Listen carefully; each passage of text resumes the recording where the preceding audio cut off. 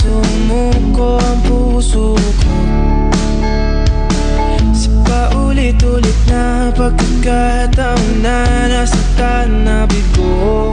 Mukhang delikado na